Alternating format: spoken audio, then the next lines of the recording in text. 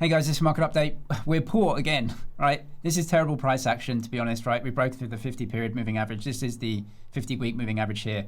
You know, we've been in a bear market for attention and narrative and news and trade for a long time, but the price is getting here. Look, you buy the best assets, especially when they're weak. Microsoft was down 11% yesterday in one day because of a bad quarter. You buy it, right? Why? Because it's the best company in the world. You buy the best assets. And if they're weak, you buy them, especially. This is the best money in the world. When it's weak, you buy it. But it might go lower. So, you buy it. That's how you make money when you're confident and courageous, when other people are trading around, uranium and copper. And look, I've been through a few cycles, right? It's not my first rodeo. I'm not buying copper. I'm not buying uranium. I'm not trading the thing that's hot. I'm investing in the best of what I can see. Microsoft, Apple, Tesla, the best companies in the whole world. When they're weak, you buy them. When Bitcoin isn't even weak, right? We call Bitcoin weak when it's 30% down from an all-time high that it hit. It's up 600, 700% in this move, and we're getting a 35% drawdown from the all-time high. It's not a big deal. If it goes lower, buy, right? You buy the best assets, especially when they're weak. The problem with Bitcoin, right, is that the trade is over, right? The ETF trade was this amazing trade. The thing goes like 600-700% here, right? That's an amazing trade. That's done. The ETFs did come in, lots of money did flow into them, and it's just kind of easing off now, right? It's flat. So the narrative goes somewhere else, price comes off, it gets a bit weak, and you get nonsense like this, which is designed to shake you out, right? The market is a bunch of people who want to take your stuff away from you, right? On one end, you have like pure theft of, I'm going to take your stuff, right? And the other end is like the financial markets where everyone is just bashing you every single day to say, I'm going to shake you out. I'm going to shake you out, right? I'm going to get you to move. I'm going to get you to make a wrong decision. That's what the markets are. It's like dog eat dog battle. 700 million crypto outlook looks dim, shaky ground. This is Bloomberg AI, by the way. It's not even like a real person. Myth exposed. Myth exposed. Bitcoin's gone from $0 to $100,000 a coin. It's the best performing asset in human history. It literally looks like this chart, like straight up, right, over time. It's a network adoption model, and it's at its trend rate of growth. It's absolutely fine. And any weakness in BTC, you have to buy it because it's the best asset. I'm not going to trade silver. What am I going to do? Right, hold silver for 10 years? It doesn't make any sense. Buy silver when it's in an absolute blow off top, like once in a 25-year move. No, I'm going to buy the best assets. I'm not worried about Bitcoin. This price action is not great. We need some sort of catalyst. It's just not there, right? There's no specific kind of crypto catalyst happening. You've got Clarity Act trying to pass through, which, it's okay, but these are much longer term things, right? The SEC have said that they want to allow crypto in 401ks in the US as well. That's really great news because so much capital is in those, and it's advised as well, right? So that just like under the surface, that's a bid. And that's what moves us from 100K to $1 million a coin over 10 years, right? And that's the trade now. Short term, it's like, what's the actual trade? There isn't one, so we just come a bit soft. Things change. If you get any pickup in the real economic cycle at all, PMIs are still so soft. Any pickup in that, Bitcoin starts to run again. But we have to wait for that, right? So that's why we're soft, and it's fine. We've got the best asset, and I'm gonna keep buying it. Now, if you wanna know how to get set up with that, the 20% discount for the course that expires on the weekend, you type Bitcoin at checkout, you get 20% off. This is how to set up your investment portfolio, not just in crypto, but how to just invest over the long term, get your investments set up so you can set it and forget it and actually get on with your life, just to make sure they roll over. 10-year time horizon, what are you going to do, right? You buy the best assets, how to actually put them on. Put the link in the description, you get 20% off. That runs out this weekend. Some commodities are having like once in a generation moves. Look, if you hold them, great, but they're not good investments over the long term, right? If you look at every asset class, the history of them, commodities are terrible investments. They don't keep up with monetary inflation. That's because they're commodities. They're abundant, right? We use them. We don't store value in them. They've been awful performers. And you've got this huge kind of blow off top in silver. I mean, how can you invest in that? How can you buy that now? Even Bitcoin, when you're buying Bitcoin when it's high in relation to its trend is a bad idea, right? You're just not going to get returns. So a good rule to live by is just do the exact opposite of what the herd is doing. Selling Bitcoin to buy silver when Bitcoin is soft and silver is like just this crazy blow off top, It's going to end in tears. I cannot invest in silver over the long term. It is not a scarcity. It is not a store of value over the long term. Look at this network adoption model. Very, very clear. This is what I want to invest in. Look, realized profit and loss ratio. This is at low levels, right? This is at levels where this is like mid-cycle sell-off levels. So this can come down into a true bear market, or it might just go back up. We don't know. But it's soft enough now where you want to buy the best asset when it's at its trend. Absolutely incredible. Gold and silver, I do not want to be buying these, especially silver. No way. That is a commodity. It's abundant. It's not scarce, not desirable. IBIT down here, just do the exact opposite of the herd. It's always served me well. You can see short-term holders. Look, we're at bear market levels, right, for short-term losses as well. Previously in the FTX blow-up and everything, similar levels. So you buy weakness, right? Do you want to own this asset? Again, aggregate flows into Bitcoin. It's just not there, right? The catalyst is gone. We need a catalyst. It's not there right now. And then long-term holders again, very, very weak. Like once more, do you want to buy the best assets?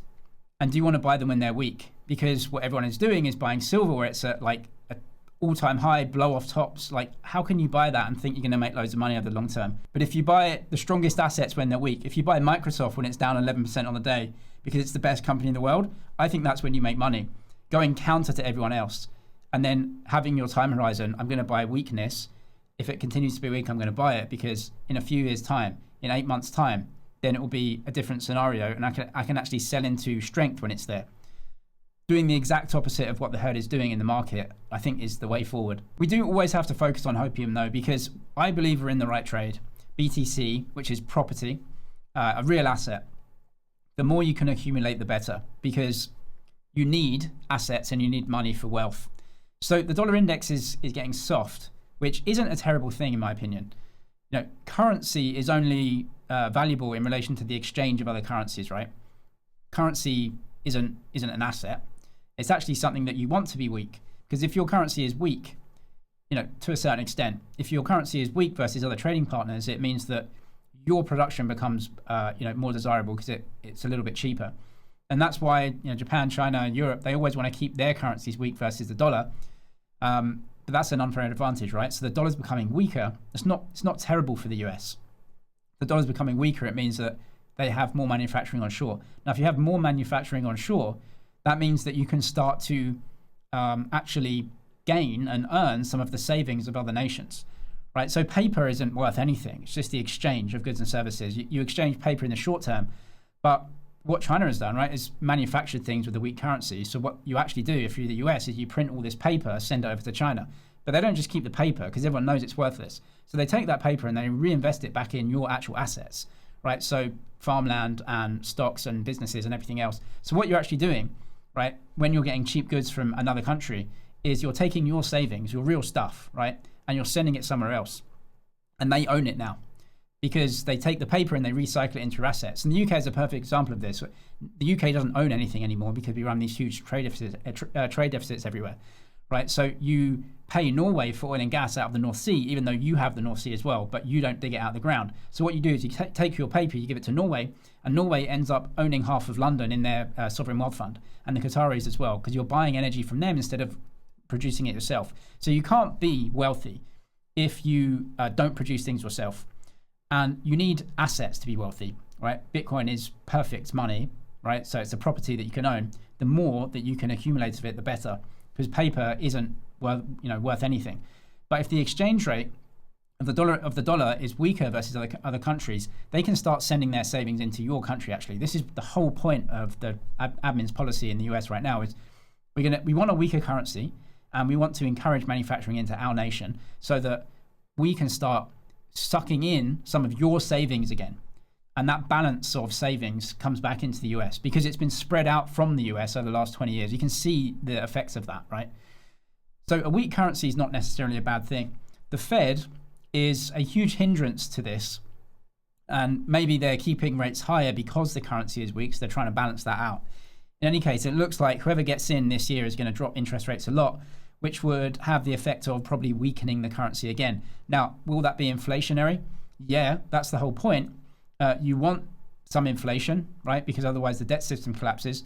So we just have to see this out. The currency is weakening. They probably want this to be weaker. And what that's going to do also is give other countries the ability to print their paper as well against the dollar. Because if the dollar weakens, those countries are not going to just accept their currencies getting stronger against the dollar, right? They're going to try and counteract that. So if the dollar weakens, they're going to print as well to try and weaken their currency. They're going to print their currency and buy dollars, basically. So they're going to weaken their currency as well, which means abundance of currency. So I don't think the dollar index coming down is necessarily a bad thing for the US or for like worldwide liquidity and risk assets, which we value them all in the currencies anyway, right? US dollars and other things. So I don't think this is necessarily a bad thing. This is quite nuanced and it's going to take time to play out. But it's not like, oh, it's going to go up 100% tomorrow kind of trade, right? Which the ETFs were, is so easy, but this is much more nuanced, which is why you get this softness in Bitcoin. But generally, if the dollar is weak and they're going to be bringing interest rates down a little bit, that can start to encourage money printing around the world and you get like inflation again. We actually want inflation, right? If you're in assets, you want inflation because that means they go up in price versus the currency. So we actually want inflation. What's happening in the US right now is they raise taxes and inflation is like 1%. And that's actually disinflationary, which means asset prices go down for the most part, right? And I know you've got these blow off tops in these things, which are just once in like 30-year events. But in general, if you have disinflationary forces in the economy, that's not good for asset prices, right? So they can actually cut rates, they can get the dollar weaker and create some inflation, and that's absolutely fine, and that's pretty good for our risk assets as well. It's much more nuanced. It's not like a tomorrow 100% trade, but that's where I see things. Bitcoin is absolutely fine. It's just soft right now. But the Senate Ag Committee passed their portion of the Clarity Act. You still have to wait for the Banking Committee here. Again, very boring stuff, but you need huge new pools of capital to flow into crypto if you want the price to move higher, right? We have exhausted the current pool of capital. The early ETF buyers, we're done, right? It's all finished now. We just need new pools of capital, and it's going to come very, very slowly. Again, it's not like we're going to move 100% tomorrow type of thing, but this is what you need. You need the SEC to put crypto into 401ks to allow that. You need these committees to actually pass this law, because once the law is in, then you get the big boys coming in, like the banks and everyone saying, right, let's pour the money in now. They can't really do it until it's law. So I think it's good news. You just have to wait. RWAs are going north, right? Look at this, up and to the right for everything here. Tokenization is happening. Wouldn't worry about it. If you just look at everything here, tokenized US treasuries, tokenized funds, tokenized commodities, everything else. This is what we've hoped for. It's all happening. Nothing to worry about. Fundamentally very strong industry, and the price will catch up at some point. TVL for Ethereum is almost at all-time highs as well. So everything's looking good. Look at the app revenue layer, application revenue, stablecoin supply, right? It's all going in the right direction, so I won't worry about it. You can get the 20% discount for the course via the link below. Runs out this weekend, I think. You can see all these videos here, right? So trading, investing, how to set up your portfolio over the long term, not just in crypto as well. You can come and ask me questions in the Discord server if you want as well. Bybit deposit bonus down below as well if you trade crypto or any other asset. That link is in the description. I'm James, this is MoneyZG. Cheers for watching, and I'll see you in the next one.